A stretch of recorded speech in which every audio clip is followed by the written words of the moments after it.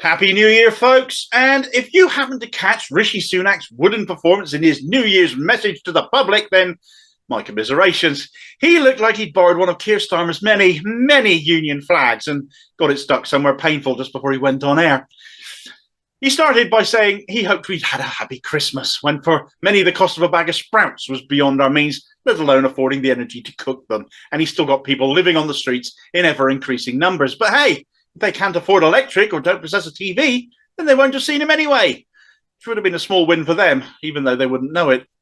He went on to say 2022 had been a tough year. Not for him, obviously. He was grinning all over his face whilst he was saying it. But we know it's been a tough year. You've made it that way. Your Tory-made cost of living crisis has made life a misery for millions. But do go on, Rishi. And boy, did he.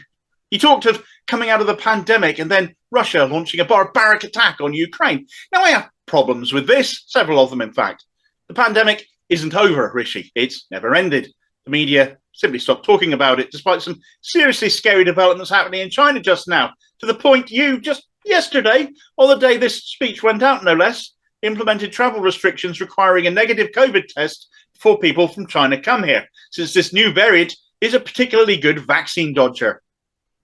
It's also apparently a very good COVID test dodger, so it remains to be seen if this measure will be effective, if this pandemic that is apparently over comes back to bite Sunak and the Tories on their proverbials, especially if cases escalate once again.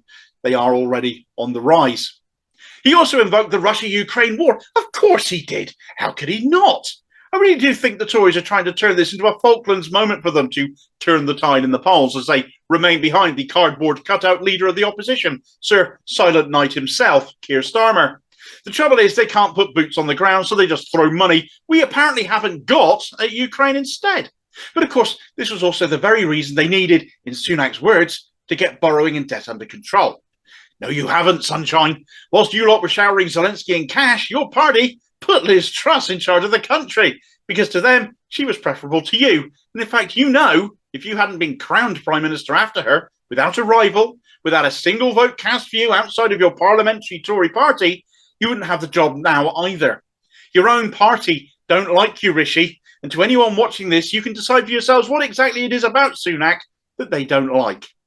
Anyway, thanks to Truss's short but damaging stint in the top job, people's mortgages have been getting screwed, and she added nigh on £60 billion to the national debt, all because of one really stupid budget which had nothing to do with Russia. Equally, neither do our energy issues, which have been the biggest problem for many families this past year.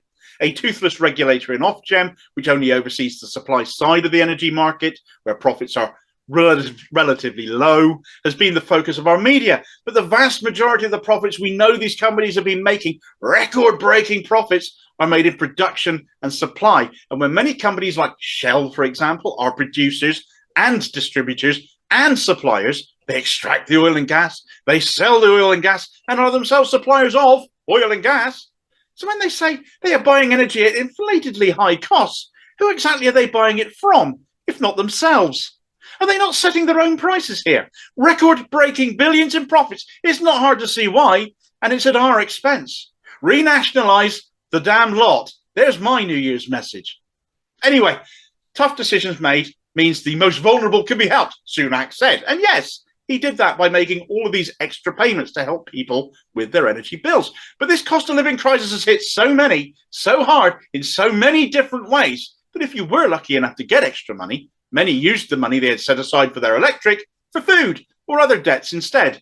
They left themselves no better off energy-wise. And if you weren't switching the lights on before, you weren't doing it after either. Wholesale gas prices have plummeted as a result. So come on, Shell and the rest of you, stop hiding behind quarterly reviews or whatever other paperwork you decide to shove in our faces, and drop the prices now. When you're buying from yourselves, you absolutely can, and with immediate effect. Perhaps Sunak could do something about their tax arrangements whilst he's at it and knock those 90% plus tax breaks they apparently get in the name of exploration projects on the head. Combined with other government funding they can access, the state is overall, in some cases, paying them instead of collecting any revenue from them. And they still scalp us. Sunak did say in his bid that he'd work relentlessly on the things that matter most to us. Well, this matters a great deal. Then he went on to the NHS because clearly the stick up his jacksie has given him no qualms whatsoever, even to the point of trolling us like we don't know NHS staff have been on strike, yes, overpaying conditions, but most of all, as many members of the RCN Nursing Union or the BMA Doctors Union, not to mention other trade unions in healthcare as well, have been repeatedly saying as they go on strike, some for the first time in their lives, is because the service has been allowed to crumble to the point it is now simply unsafe. Brexit drove staff we could ill afford to lose anyway away. There's no incentives to bring more in. It takes years to train them anyway, and more still will leave as they get burnt out. Bunging money into the parts of healthcare that have been privatised and say it's money going into the NHS, record-breaking funding, just because they still sport an NHS logo, is not funding the NHS properly. People aren't stupid. The public support the strikes from all sectors because the people striking are the people that know best. And if they don't win, the service will just crumble all the more. You aren't serving the public on this. You're serving yourselves and your donors in private health, and you know it. But then he came to illegal migration, didn't he? He was on a roll, of course. Seeking asylum is never illegal. It's an international human right. That there is no legal route to do so, that this cannot be done outside of the UK, is intentional. So all the deaths that occur by people trying to claim asylum and crossing the channel in dinghies are both engineered by our government and just as preventable. Worse, even when they get here, they want them on planes to be deported from here anyway. Some dream of it even. I dream of living to see the Tory Party collapse under the weight of its own greed and self-servitude. I'm sure a great many more people share that dream with me than share Suella Braverman's dream of sending war zone survivors, likely wars we've butted our noses into at that, to Central Africa to be forgotten about at an obscene cost to the taxpayer, but a price worth paying for their own racism, especially when we, the public, are picking up the tab. They'd have us believe many of these are criminals, but if that's the case, then the asylum system is already there to sift them out. The biggest criminals are the people traffickers fleecing such people to put them in a rubber boat to begin with. People that might as well have sponsored by the Tories written on their jackets, because until a safe legal route is provided again for people to claim asylum as is their right, and in fairness, it was Tony Blair that ended that. It's just never been reinstated, but hey, he was a Tory too, really. Thatcher's greatest achievement and all that.